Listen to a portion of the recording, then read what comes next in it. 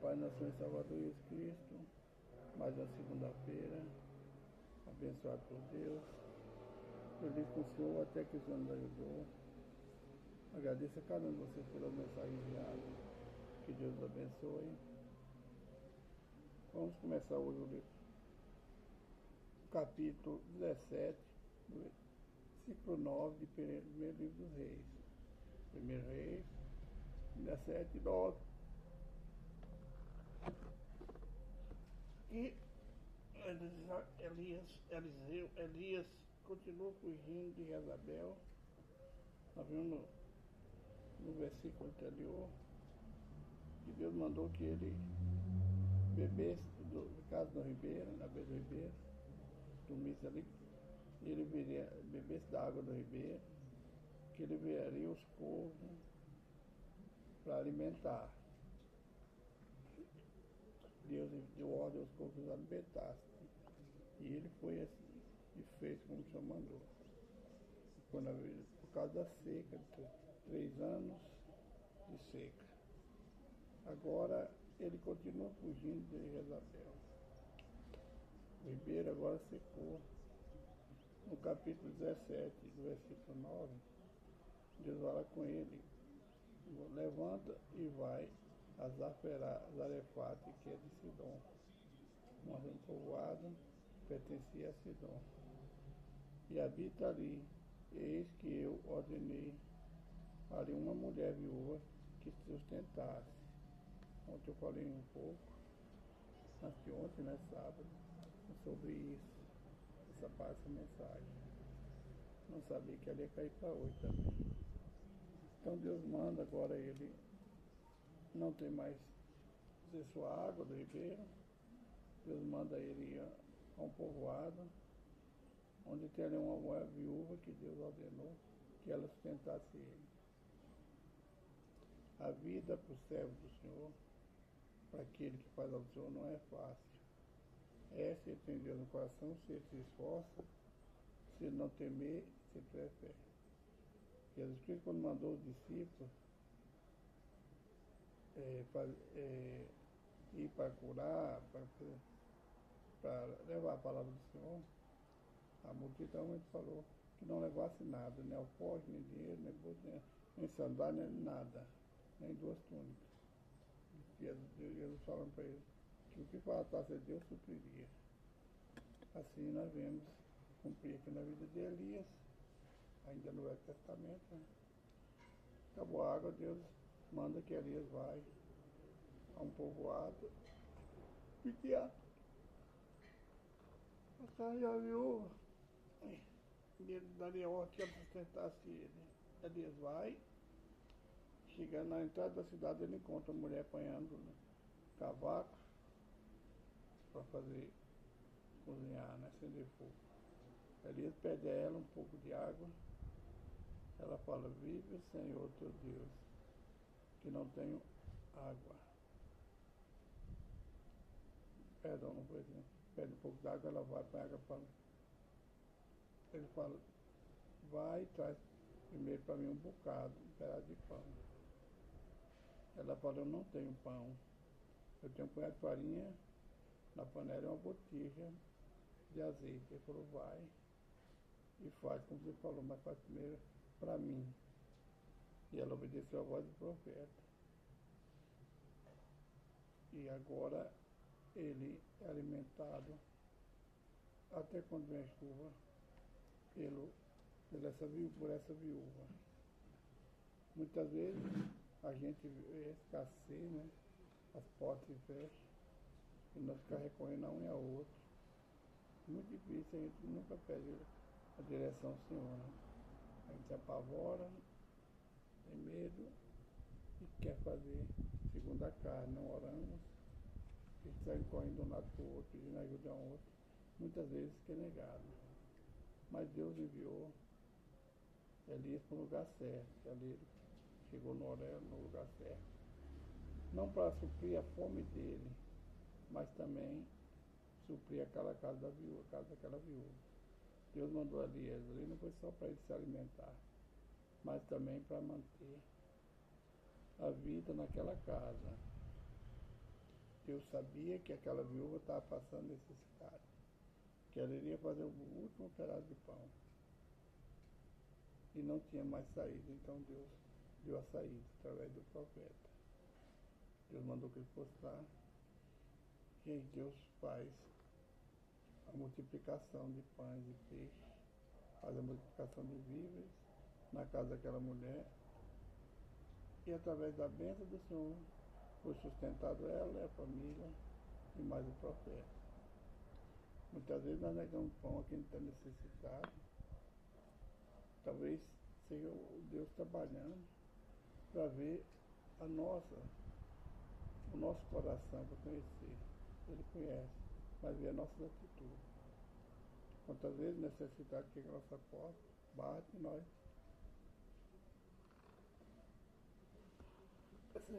negamos o que a necessidade dele, né? A gente acha que a gente tem mais necessidade que não tem ele, né? Essa viúva, quando Elias pediu um pedaço de pão primeiro para ele, ela podia negar, não, eu só tenho esse para mim e meu filho. E negar, virar as costas, fechar a porta. O final dela não seria bom, né? Ela estava negando o pão para o servo de Deus. Ela fez como ele pediu, sem saber que era um servo de Deus. Às vezes, um necessitado que bate na nossa porta, pedindo ajuda, talvez seja um jeito de Deus agir para nos abençoar. Talvez ele está provando a nossa fé. 1 Reis, 1 livro dos Reis, capítulo 17, versículo 19, fica essa mensagem para nós. Agora vamos para o capítulo do dia, que é o profeta Zacarias. Vamos começar assim. Pai, obrigado por mais um dia, pelo alimento, pela família, pela noite de repouso. Obrigado por ser Deus Santo de nós pecadores. Perdoa meus pecados, minhas falhas, minhas transgressões, por obra, pensamento, ignorância. Que eu fiz que eu posso fazer que desagradou o Senhor, perdoa-me. Eu sou pecador, sou falho. Peço também para perdoar para minha casa, perdoa minha parentela. Todos temos pecado, temos sido servidos do teu Espírito, Pai. Eu peço ao Senhor para ter misericórdia da nossa alma pecadora, Pai. Em nome do Senhor Jesus. Fala conosco, Pai, hoje no livro do profeta Zacarias, no capítulo 8. Não sei o que nós queremos ouvir, nem o que eu quero falar, mas que o teu Espírito tenha falado ao nosso ouvido, em nome do Senhor Jesus. Amém. Irmão, profeta Zacarias, capítulo 8. A promessa de Deus a Jerusalém. Essa promessa que Deus faz através do profeta Zacarias é após o cativeiro de Babilônia 70 anos. Ele promete abundância, restauração do lar,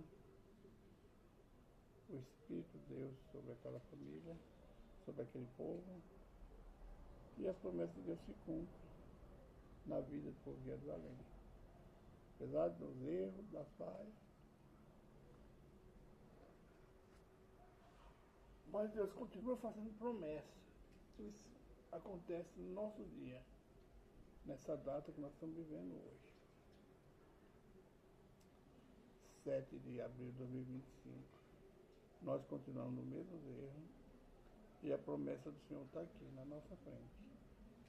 Capítulo do profeta Zacarias. Essa promessa foi feita ao povo de Israel. Nós somos o povo de Israel. Quando Jesus expirou, entregou a alma, o Espírito, num só corpo, nós vamos unidos a todo o povo de Israel. Então nós fazemos parte dessa herança desse povo. Deus nos chamou, Deus nos escolheu. Vamos nos esforçar para a gente estar entre os escolhidos. Talvez você pense que você não tem capacidade, eu também não tenho. Deus chama e nos capacita. É a fé, irmão, a obediência. Vamos ver o que está escrito. Depois veio a minha palavra do Senhor do Exército dizendo: assim diz o Senhor do Exército: zelei por Sião com grande zelo, com grande indignação, zelei por ela. Assim diz o Senhor: voltei para Sião, habitarei no meio de Jerusalém, Voltarei para Sião, habitarei em Jerusalém, que será chamada a cidade da verdade, e o nome do Senhor dos Exércitos, o nome santo. Assim diz o Senhor dos Exércitos: ainda nas praças de Jerusalém habitarão velhos, velhas, levando cada um na mão o seu bordão por causa da sua muita idade. E nas ruas da cidade se encherão de meninos e meninas que nelas brincarão. Essa é a promessa de Deus para um povo que estava destruído, um povo que estava voltando do cativeiro.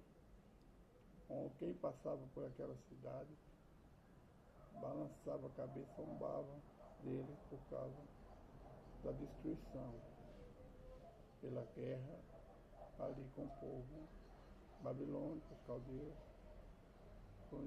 Mas agora Deus faz a promessa que velhos não ia morrer, as pessoas não iam morrer com pouca idade, mas ia passear pelas praças de Jerusalém. As crianças iam ficar nas ruas de Jerusalém. Nós vemos o mundo que nós vivemos hoje, um mundo difícil, um mundo violento, mas essa promessa é para nós que fazemos parte do povo de Deus. É para nós que o mundo rejeitou, mas Deus nos chamou. As nossas crianças brincar nas praças, nossos velhos. Eu já estou nessa idade, eu estou com 71 anos de idade, andando pelas ruas. Muitas vezes a gente pensa que não chega. Com a certa eu não esperava na minha mocidade chegar onde eu cheguei.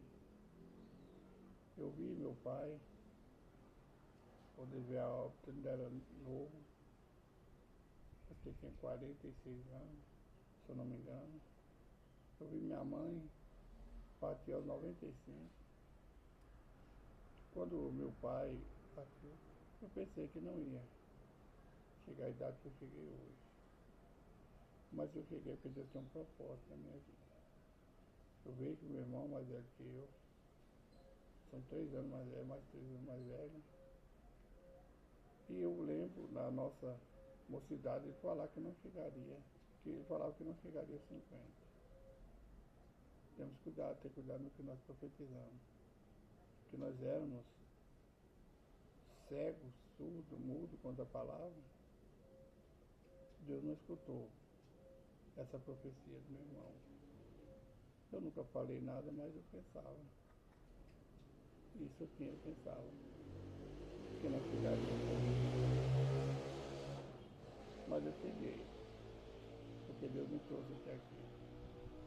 Quantos acidentes Deus me livrou? Quantos assaltos? Foi muito livramento que Deus me deu. E agora, por último, em 2025, Ele me livrou. No acidente onde os médicos falaram para mim que eu iria a óbito, mas 2005 até hoje já passaram 20 anos. Eu estou aqui para a glória de Deus. Porque essa promessa do povo de Jerusalém é para mim e para você. Mas o velho andar pelas praças, segurando seu bordão, né? As crianças brincar nas ruas, nas praças. Hoje eu posso contemplar meus netos, nós temos 7 netos, brincando nas ruas, passeando, andando pelas calçadas. E muitas vezes nem planejou ter uma família quando na mocidade. Mas essa promessa que a gente não sabia que existia, ela se cumpriu na minha vida. E ela está se cumprindo na tua vida. É promessa para o povo de Israel, é promessa para nós. Nunca se esqueça, né? Quando fala do povo de Israel, o povo de Deus, nunca se esqueça que quando Jesus foi crucificado, Ele uniu no corpo dele todo o povo, toda a semente da terra, ao povo que Deus separou para ele, ao povo de Israel. Então nós somos chamados, filhos de Deus também. Versículo 6. Assim disse o Senhor dos Exércitos: se isto for maravilhoso aos olhos do restante deste povo, Naquele dia será também maravilhoso aos meus olhos, diz o Senhor dos Exércitos. Assim diz o Senhor dos Exércitos: eis que salvarei o meu povo da terra do Oriente e da terra do Ocidente. Traroeis e habitarão no meio de Jerusalém. Eles serão meu povo, eu serei o seu Deus em verdade e justiça. Olha o que Deus fala através do profeta. Um povo desobediente, um povo sem amor, idólatra, um povo afastado do Senhor, que Deus permite ser escravizado por outras nações. Mas Deus ainda faz a promessa ao profeta que ele traria o povo de terra distante, queria ele da escravidão para morar na terra que ele deu a Abraão, Isaac e Jacó, que ele deu a nós. Muitas vezes a gente pensa que estamos esquecidos de Deus, mas essa palavra nos faz entender que Deus não esqueceu de nós. Ele está vendo nós lá dos altos céus. E Ele está preparando uma bênção para nós, a maior bênção. É reinar com 1000 anos com Cristo. A maior bênção não é nessa terra, que a bênção daqui nós estamos tomando posse, nós estamos desfrutando dela. Mas a maior bênção é quando Jesus vem buscar a igreja, todos nós que estamos aqui na terra ainda, que ainda vivemos nessa terra, subir junto com Ele. Essa é a maior promessa que nós temos. Carros, casas, fazenda, bom trabalho, nome de fama, não vai ser nada comparado ao que Deus tem para nós. Não é nada. Nessa terra, onde o mundo, a violência prevalece, onde o medo prevalece, não é nada o que Deus tem para nós. Não é nada em vista do que Deus tem preparado para mim e para você. Das promessas que Deus tem a nós. Às vezes você entra, acontece sua casa, não está do jeito que você queria, não queria do jeito que você sonhou, mas Deus te mostra através dessa leitura que Ele tem coisa melhor para você do que aqui na terra. Versículo 9. Assim diz o Senhor dos Exércitos: esforcem-se as vossas mãos, ó vós, que nesse dia ouviste essas palavras da boca do profeta, que estiver no dia em que foi posto o fundamento da casa do Senhor dos Exércitos, para que o templo fosse edificado. Porque antes desses dias não tem havido salário para o homem, nem lhe davam ganho os animais, nem havia paz para os que entravam, nem para os que saíam, por causa do inimigo, porque eu incitei a todos os homens, cada um contra o seu próximo. Deus permite, se levanta, as pessoas levantar contra nós, para nós saber no final de tudo, de toda a luta, que nós temos um Deus guerreando por nós. Que tudo aquilo que o inimigo destruiu, o poder está na mão dele para restaurar. Por amor a você, por amor a mim. Quantas famílias nós vemos destruídas e Deus restaurando. Quantas pessoas que ninguém dá valor, jogados na sarjeta, bêbados, alcoolizados ou drogados, e Deus tira e põe no lugar de honra aqueles que Deus não deu valor. Porque nós somos chamados filhos de Deus. E nós sabemos que Deus é o nosso Pai. Não tema o que o mundo possa fazer, mas confia no Senhor. As promessas estão aí. Imagina um povo escravizado, os grandes, né? Os pequenos ficaram para plantar e pagar tributo às vezes. Agora, imagina a cabeça desse povo, trabalhando de sol a sol, para reconstruir uma cidade, vendo o templo destruído, e o povo que está escravizado lá na Babilônia, em outras terras, vendo a cidade dele como foi destruída. Esmurece, né? Mas Deus envia o profeta para fortalecer. Tudo que Deus fala na Sagrada Escritura é para nos fortalecer. Mas Ele quer de nós obediência. Ele quer de nós amor para o que Ele faz. Irmãos, às vezes eu me sinto até constrangido quando me chamam, me convidam para pregar, porque sempre a palavra do Senhor tem um conselho, tem um chicote. Então, os irmãos mais da fé, aqueles mais antigos, é assim que eles me chamam, que eles me apelidaram. Mas eu não vejo jeito em tomar posse de uma bênção sem obediência, sem conselho. Deus não entrega a bênção para mim, para você estando de qualquer jeito. Ele quer conselho. Ele quer arrependimento, Ele quer perdão, Ele quer amor. Ele quer a vida com Deus. Eu não posso pegar um microfone ou chegar aqui, igual eu estou agora dentro de você, e só falar para vocês que Deus tem promessa para você, Ele tem. Ele tem o melhor da terra para você. Mas quando eu falo isso, essas palavras, temos que voltar lá no livro de Êxodo, onde Deus fala, Ele deixa esse mandamento para Moisés, falar a Moisés, falar ao povo. Se você ouvir a minha palavra e obedecer, o melhor da terra é seu. Mas olha, é um versículo pequeno, bem curtinho. Mas ele está prometendo bênção, mas se você ouvir, se você quiser desfrutar, você tem direito, você tem que tomar posse. Mas agora é onde aperta muitas vezes a gente.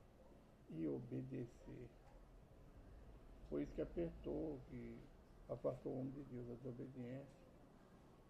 Quando Eva e Adão podiam muito bem obedecer, Deus falou e não dar ouvido ao inimigo. Né? Eles deram ouvido, deixaram de obedecer, e a terra foi amaldiçoada por causa do pecado deles. Então a coisa é mais, as bênçãos estão prometidas, mas se você quiser, é sua. Mas agora para você tomar posse tem que obedecer. São essas palavras do Senhor para a minha vida e para a sua. Vamos orar. Senhor, meu Deus, obrigado por mais um dia. Obrigado pelo alimento, obrigado por cada um dos teus filhos que estão junto conosco, Pai. Obrigado pela tua palavra que nos deste hoje, Pai. Obrigado, Senhor Deus Santo, no destino de nós pecadores. Pai, eu coloco na tua presença, nas tuas mãos, a necessidade de cada um dos teus filhos, Pai. O Senhor conhece a necessidade, as lutas que nós temos passado. Peço ao Senhor, Pai, nessa hora, essa enfermidade, Pai, cura essa enfermidade. Essa dor no corpo, essa fadiga. Tira esse espírito de opressão, de depressão, de ansiedade do teu filho, da tua filha. Abre as portas que teu filho e tua filha estão batendo e ela não quer se abrir. O Senhor tem a chave que abre a porta. Restaura essa família que foi destruída pelo inimigo, a qual esse cônjuge ou essa cônjuge deu brecha, o inimigo entrou. Pai, restaura essa família. Abençoe esse lar, Pai, resolve essa causa na justiça. Toda necessidade está na tua mão, Pai. Eu peço, Pai, que o Senhor responda. Para agora o teu santo nome, em nome de Jesus. Amém. Irmãos, o nome do canal José Igor Contemplado da Minha História. 257 inscritos no YouTube, não quer sair dos 257, não tá bravo. Que Deus abençoe você que tem canal, que acesse lá no YouTube e se inscreva. Que Deus abençoe, uma boa tarde, uma boa noite de repouso. Que Deus fortaleça, Jesus Cristo está voltando. Jesus te ama, também te ama, prepara a igreja para encontrar com o seu teu Deus. Na paz de Jesus Cristo. Um abraço, irmão Jorge.